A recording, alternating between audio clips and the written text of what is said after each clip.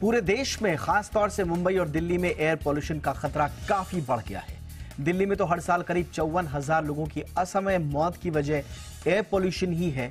उत्तर भारत में ठंड के दौरान ये और जानलेवा साबित हो जाता है और ये न केवल अब हार्ट और लंग को बीमार कर रहा है, बल्कि एक ग्लोबल स्टडी के मुताबिक अब पोल्यूशन का सीधा खतरा ब्रेस्ट कैंसर से भी जुड़ा हुआ है। ऐसे में आज हम खास तौर से मुंबई के परिप्रेक्ष्य में बात करेंगे कि दिल्ली में और उत्तर भारत में तो हम पोल्यूशन के बढ़ने की बातें अक्सर सुना करते थे। सर्दियां जैसे जैसे बढ़ती हैं वहां पर प्रदूषण की मार गहराती रहती है, लेकिन मुंबई जैसे जिसका एक बड़ा हिस्सा समुद्री हवा से खुला हुआ है, वहां पर भी गहराते पोल्यूशन की पड़ताल करना बहुत जरूरी है। बहुत खास मेहमान आज की चर्चा में होंगे, लेकिन पहले यह रिपोर्ट देखिए।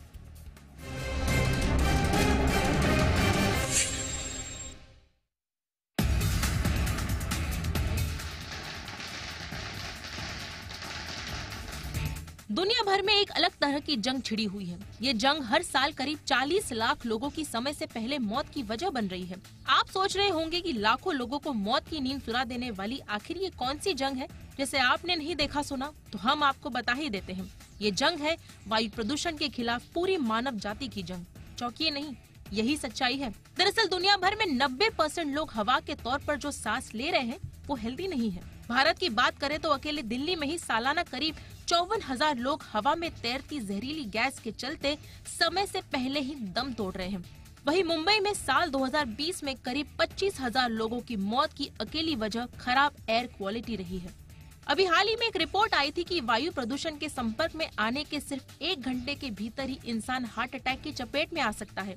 इसे एक्यूट कोरोनरी सिंड्रोम यानी ACS कहते हैं। इसमें हार्ट तक खून पहुंचाने वाली धमनियां ब्लॉक हो जाती है और व्यक्ति हार्ट अटैक की चपेट में आ जाता है। फिलहाल तो हम अब तक यही जानते आए हैं कि वायु प्रदूषण की सबसे अधिक मार हार्ट और लंग पर ही पड़ती है, लेकिन इसके अलावा भी एयर पोल्यूशन के कुछ बड़े खतरे हैं। फ्रांस और अमेरिका की एक स्टडी में पता चला है कि वायु प्रदूषण के सबसे घातक पार्टिकुलेट मैटर 2.5 जिसे PM 2.5 भी कहते हैं, ये महिलाओं में ब्रेस्ट कैंसर के खतरे को बढ़ाने का काम कर रहे हैं।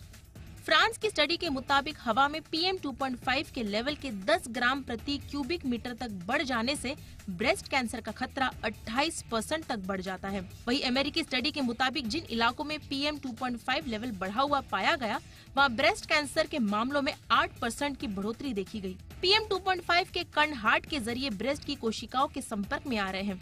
इससे ब्रेस्ट टिश्यूज में असामान्य विकास होने लग जाता है, जो ट्यूमर की वजह बन रहा है।